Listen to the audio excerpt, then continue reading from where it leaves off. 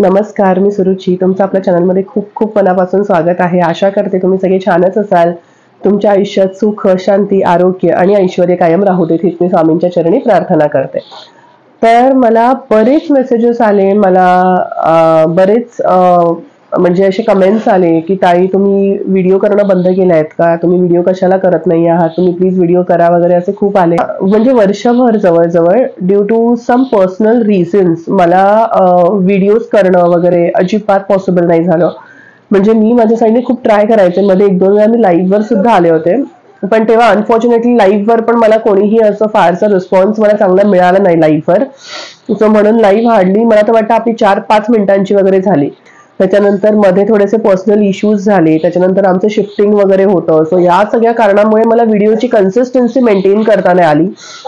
त्याच्याबद्दल मी सगळ्यात पहिली गोष्ट म्हणजे तुमच्या सगळ्यांची खूप खूप खूप सॉरी बोलते तुम्हाला सगळ्यांना. बट येस, आता मी I have tried my level best की आता जे काही असेल लाईक आता व्हिडिओज वगैरे जे आपले असतील ते मी कन्सिस्टंटली करेन and I follow the consistency. जे काही तुमचे डाऊट्स असतील किंवा जे काही तुमचं त्याच्या रिलेटेड काही असेल तर ते मी सॉल्व्ह करण्याचा नक्की माझ्या परीने प्रयत्न करेन. तर मला ना ह्या काळामध्ये कमेंट्स असे भरपूर आले, खूप खूप कमेंट्स आले. म्हणजे रुद्र यंत्राचा व्हिडिओ आहे त्याच्यावर मला कमेंट्स आले, त्याच्यानंतर आपला कुबेर यंत्राचा व्हिडिओ आहे त्याच्यावर मला कमेंट्स आले. मला बऱ्याच गोष्टींवर म्हणजे मला बऱ्याच जे मी व्हिडिओज केले त्याच्यावर मला कमेंट्स आले. ते काही वर्षभरात मला कमेंट्स आले, ते मी सगळे नोट डाऊन केलेले आहेत. तर सगळ्यात पहिली गोष्ट म्हणजे आता नवीन वर्ष आपलं झालं, त्याच्यातही मला व्हिडिओ करताना आला. दत्त जयंती झाली, ऑफकोर्स मी घरी माझ्या केली, दत्त जयंती केली, साजरा सगळं व्यवस्थित पद्धतीने केलं. पण फक्त इतकंच आहे की मला ते तुमच्यापर्यंत पोहोचवता नाही आलं किंवा मला ते व्हिडिओ मार्फत तुम्हाला सांगता नाही आलं. याच्याबद्दल खरंच माझं खूप मोठं क्षमस्व. पण मला खात्री आहे की जे आपले स्वामी भक्त आहेत किंवा जे कुटुंब आहे त्या सगळ्यांनी खूप छान प्रकारे साजरा केली असणार याची मला पूर्ण पूर्ण पूर्ण खात्री आहे. तर मला सगळ्यात जास्त खूप जास्त आलेले कमेंट्स म्हणजे असे होते ना, मी असे काही व्हिडिओज टाकले होते तर त्याच्यावर मला असे कमेंट्स आले की ताई आम्ही स्वामी सेवा केली, त्याच्या आधी इतर देवांची सेवा केली, तरीही आम्हाला कुठेही आम्ही जी सेवा करतो आहोत ती त्या देवापर्यंत पोहोचत नाहीये किंवा आमचं कुठलंही काम होत नाहीये. तर हे का? किंवा आम्ही इतरांचं चांगलं करतो तरी आमचं चांगलं होत नाहीये, किंवा त्यांनी 5 मिनिटं सेवा केली आणि त्याचं काम झालं आणि मी एवढी सेवा करून पण माझं काम होत नाहीये. मला कसं असतं माहितीये, प्रत्येकाचे प्रारब्ध वेगवेगळे असतात. आता माझ्या नशिबात जे आहे तेच दुसऱ्याच्या असेल असं नाहीये. आता मी सेवा केली तर माझी सेवा मे बी स्वामींपर्यंत एका वर्षाने पोहोचेल किंवा एका महिन्याने पोहोचेल. तुम्ही सेवा करायला बसाल तर तुमची सेवा एका महिन्यामध्ये स्वामींपर्यंत पोहोचेल किंवा एका 5 दिवसांमध्ये पोहोचेल. तर ह्याच्यावर नाहीये, आपल्या प्रारब्धांवर आहे, आपल्या कर्मांवर आहे. आता कर्म म्हणजे आपण म्हणू की ह्या जन्मात मी खूप चांगले कर्म केलेत, तरी सुद्धा असं का? पण आपले पूर्वजन्मीचे पण काहीही प्रारब्ध असतात, आपल्या पूर्वजन्मीचेही काहीही कर्म असतात जे ऑटोमॅटिकली या जन्मामध्ये फॉलो होतात. आणि ते फॉलो झाल्यावर त्याचे जे बघा कसं असतं, बँक अकाउंट कसं असतं तसं आहे, आपले कर्म असे अकाउंट्स मध्ये असतात. सेव्हिंग्स, रिकरिंग वगैरे असे अकाउंट्स मध्ये आपले कर्म असतात. आणि कर्म इज रिअल, कर्म इज रिअल. चांगले कराल चांगले परत येणार, वाईट कराल वाईट परत येणार. कर्म हे रिअल आहेत. कर्मांवर विश्वास मला तर खूप खूप आणि खूप दृढ आहे. कर्म हे रिअल आहेत. आपण जर चांगले कर्म करू तर आपल्याकडे रिटर्न चांगलेच रिझल्ट येणार. आपण जर वाईट कर्म करू तर आपण अपेक्षा करू नाही शकत की मी ह्याचं वाईट इच्छिलंय किंवा मी ह्याचं वाईट केलंय तरी सुद्धा माझं चांगलं होणार नाही.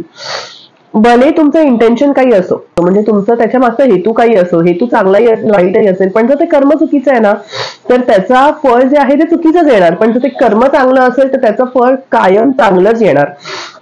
त्यामुळे आपल्याला एक गोष्ट फॉलो करायची आहे की बघा, पहिली गोष्ट म्हणजे माणूस म्हणून जन्माला आलेलो आहोत आपण सगळे, त्यामुळे सगळ्यांकडनं चुका या होतातच. कोणाकडनं अक्षम्य, माझ्याकडनंही झाल्या असतील, अक्षम्य चुका झालेल्या असतील, पण ती चूक होती असं हे बघा कसं असतं माहितीये, चूक ही माणसाकडनं एकदा होते, पण परत परत जे होतं ना ते म्हणजे माणसाची नीती असते. तर तुमच्याकडनं एकदा चूक झाली असेल त्याची क्षमा मागा, सेवा करा, तुमचं जो वाईट कर्म आहे तो कुठेतरी काढून टाकण्याचा प्रयत्न करा आणि मग तुमचं जेव्हा प्रारब्ध संपतील तेव्हा तुमची चांगली वेळ ही नक्की सुरू होणार, ह्याच्यावर मला पूर्ण आणि पूर्ण विश्वास आहे.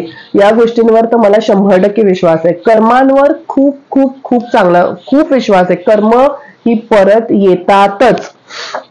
त्यामुळे आपल्याला एक गोष्ट आता करायची आहे, ती म्हणजे आपण नवीन वर्षामध्ये एक संकल्प करायचा आपल्याला. खूप आपण असे प्रत्येक वेळी कसं असतं माहिती, आपण संकल्प करतो पण ते संकल्प पूर्णत्वास कधीही आपले जात नाहीत. आपण आदल्या रात्री म्हणजे 31ला रात्री ठरवतो की मी या नवीन वर्षात हे संकल्प करणार. कोण म्हणतं मी डायटिंग करणार, कोण म्हणतं मी अजून करणार. हे आपण सगळे बोलतो पण ते आपल्याकडनं होत नाही. पण इथे आपल्याला तसं नाही करायचंय. एक करायचंय की बघा, मी तरी हे शिकलेले आहे की आपल्याला जर कोणाचं चांगलं करता येत नाहीये ना तर इट्स ओके, बट कोणाचं वाईटही आपण करू नये. आपल्याला ती आपण कोणीही नाहीये कोणाचं वाईट करणार. हा चांगलं करू शकत असो 100% करा, 100%. मग तो कोणीही व्यक्ती असो त्याचं चांगलं करा. भरे तुमचा दुश्मन असतो, तुम्हाला माहितीये की तो व्यक्ती तुमच्यावर चुकीचा वागलाय, तो त्या व्यक्तीने तुमच्यावर चुकीचं केलंय, ते त्याचे कर्म. कायम लक्षात ठेवा, ते त्याचे कर्म. ते कर्माची शिक्षा ही द्यायला देव आहे, आपण कोणीही नाहीये. आपण म्हणतो बघा, त्यांनी माझ्याशी वाईट केलं ना, मी त्याचा बदला घेणार, त्याच्यावर वाईट करणार. असं नसतं. तुम्ही बदला घेणार म्हणजे याचा अर्थ काय करणार आहात? ऑफकोर्स आपण बदला घेतो. हा जी भावना आहे बदल्याची ही जी भावना आहे ही सुद्धा ऑब्व्हियसली इट इज अ वाईट कर्म. ठीक आहे, बदल्याची भावना ही वाईट कर्म आहे. Leave it. त्यांनी चुकीचं केलं ना, त्याच्यावर सोडून द्या. ते देव आहे, स्वामी आहेत, ब्रह्मांड नायक आहेत बघायला. आपण बघणारे कोणीही नाहीये. आपल्याला तो ठेका नाही दिलाय की आपण बघू शकतो किंवा आपण त्याचा बदला घेऊ शकतो. आपल्याला काही गरज नाहीये. जेव्हा वेळ येणार तेव्हा तुमच्या कळत किंवा तुमच्या न कळत त्या कर्माची शिक्षा त्या माणसाला भोगायचीच आहे. कर्म हे कोणालाही चुकलेलं नाही. आपण म्हणतो की मी सेवा करतो म्हणजे माझी सगळी वाईट कर्म धुतली जातात. चुकीचं आहे हे, फार चुकीचं आहे. कन्सेप्ट पहिली डोक्यातून काढून टाका. कर्म हे आजचं उद्यावर तुम्ही ढकलू शकता किंवा उद्याच एका महिन्यावर ढकलू शकता, पण ते पुसून या नष्ट करून कोणीही टाकू शकत नाही.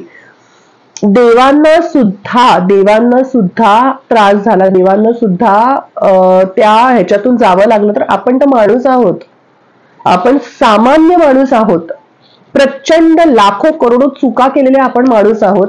तर आपली कर्म ही कुठे ना कुठेतरी बॅलन्स ही होणारच, आणि बॅलन्स ही व्हायलाच पाहिजे. त्यामुळे माझं म्हणणं इतकंच आहे की कोणाचं चांगलं करता येत नाहीये तर इट इज ओके, बट आपण कोणाचं वाईट करू शकत नाही. आपल्याकडनं चुका होतात, मान्य आहे, पण त्या चुकासारख्या रिपीट होणं हे खूप त्याहून मोठी चूक आहे. त्यामुळे एक गोष्ट आपल्याला आता फॉलो करायची. एक गोष्ट मी तरी अगदी जवळून आणि खूप खूप खूप जवळून शिकलेली एक गोष्ट आहे की जर कोणाचं चांगलं करता येत नाही आहे इट इज ओके, पण कोणाचं वाईट आपल्याला करायचं नाही आहे. हा तर खूप मोठा संकल्प आहे जो आपल्याला करायचा आहे. त्याच्यानंतर आपल्याला सेवा करायची आहे. खूप सेवा तर ही प्रत्येक माणूस करतच असतो, तुम्हाला माहिती आहे. तुमच्यापासून माझ्यापर्यंत प्रत्येक माणूस करत असतो. कोणाला त्याची फळं लवकर मिळतात, कोणाला उशिरा मिळतात. आता मला असे कमेंट्स येतात की ताई आमच्याकडनं अशा काही चुका झालेल्या आहेत, तर त्याचं आम्ही काय करू शकतो? काही नाही. बघा, चुका होणं हे माणसाचा जन्म आहे, तिकडे चूक होणार. पण त्या चुकांचं निरसन कसं करायचं? तर आपण त्या माणसाला ज्याच्याबरोबर आपण चुकीचं वागलो आहोत त्या माणसाकडे माफी मागायचीच आहे, पण त्याहून वर आपल्याला फक्त स्वामींच्या समोर बसून आपलं जे काही मनात आपल्या आहे ते सगळं आपल्याला बाहेर काढायचंय. सगळं बाहेर काढायचंय की स्वामी माझ्याकडनं ही चूक झाली. आता मी तुमचं बाळ आहे, मी तुमचं लेकरू आहे. तुम्हीच मला सांभाळून घ्या, तुम्हीच मला योग्य तो मार्ग दाखवा, तुम्हीच योग्य काय आहे ते मला सांगा. सगळं मी तुमच्यावर सोडतो आहे. हे एवढंच फक्त बोलून आपल्याला तिकडे स्वामींसमोर आपण एक लक्षात ठेवायचं, आपण आता बोलतोय, बोलून झालं, पाठ फिरली की मग पुन्हा त्या चुका करायला रिपीट करायचं, दॅट इज रॉंग. आपण देवाच्या समोर उभं राहून पाया पडतो किंवा जे चांगलं कर्म करतो त्याच्यापेक्षा आपली पाठ फिरल्यावर आपण काय करतो ना ते जास्त महत्वाचं असतं. आपण देवळात आपण खूप चांगले वागतो किंवा बैठकीला जाणं किंवा अजून कुठे आपण मार्गदर्शनाला जातो वगैरे, तिकडे आपण खूप चांगले वागतो, खूप सभ्य वागतो, एकमेकांशी मिळून मिसळून वागतो, सगळ्यांना चांगलं राहतो. पण तुमची त्या ठिकाणाहून पाठ फिरल्यावर तुम्ही कसं वागताय ते जास्त मॅटर करतं. आपण देवळात असताना आपण कसं वागतोय हे देव बघत नाही. आपली पाठ फिरल्यावर हा माणूस म्हणून कसा आहे हे आपले कर्म जे आहेत ते सॅग्रिगेट होतात. हे आपले कर्म, वाईट कर्म, चांगले कर्म असे देव ते सॅग्रिगेट करतो. Like kind of accounts type करतो. तो प्रत्येका ठिकाणी असे अकाउंट्स टाईप करतो.